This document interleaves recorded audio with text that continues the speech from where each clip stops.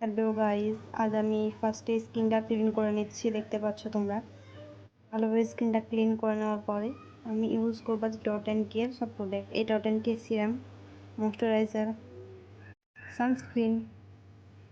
আর ফার্স্টে আমি ময়শ্চারাইজারটা স্কিনে অ্যাপ্লাই করে নেব।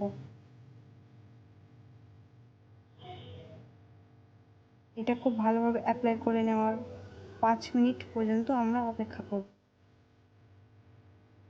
এরপরে আমরা ইউজ করব সিরামটা। তো দেখতেই পাচ্ছ সিরামটা, এই যে আমি স্কিনে এখন অ্যাপ্লাই করছি।